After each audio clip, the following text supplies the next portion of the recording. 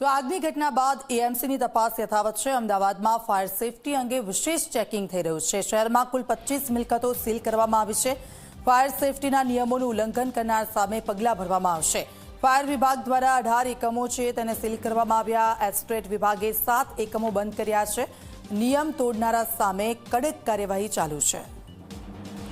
અર્પણ અમારી સાથે ફોન લાઈન પર જોડાઈ ગયા છે। અર્પણ, ફાયર સેફટી અંગે વિશેષ ચેકિંગ કરવામાં આવી રહ્યું છે અને નિયમો પણ કડક બનાવવામાં આવી રહ્યા છે। શું વિગતો તેને લઈને? દીક્ષિતા, જે પ્રમાણે રામોલની ફટાકડા ફેક્ટરીમાં બ્લાસ્ટ થયો અને 10 લોકોના મોત થયા, તે બાદ મોડે તંત્ર જાગ્યું છે।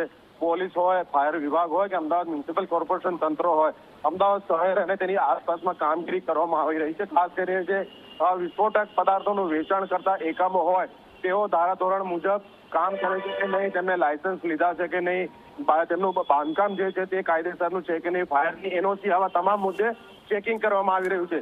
મોડે પણ જે હાલ કામગીરી કરવામાં આવી રહી છે તે આવકારે છે, પરંતુ હાલ તંત્રની કામગીરી સામે ચોક્કસથી પ્રશ્નો ઉભા થઈ રહ્યા છે કે જ્યારે આ બનાવ બન્યો તે બાદ તંત્ર સફાળું જાગ્યું છે, જ્યારે કે આ કામગીરી નિયમિત તમામ વિભાગ દ્વારા રાબેતા મુજબ થવી જોઈએ, પરંતુ હાલ તો આ કામગીરી દરમિયાન પાછલા 3 દિવસમાં 25 કરતા વધુ એકમો સીલ કરાયા છે અને 150 થી વધુ એકમોની તપાસ કરી તેમને નોટિસ પણ આપવામાં આવી છે। દીક્ષિતા, બિલકુલ આભાર અર્પણ, સમગ્ર વિગત બદલ। દેર આયે દુરુસ્ત આયે અને હવે મોડે આ કામગીરી કરવામાં આવી છે।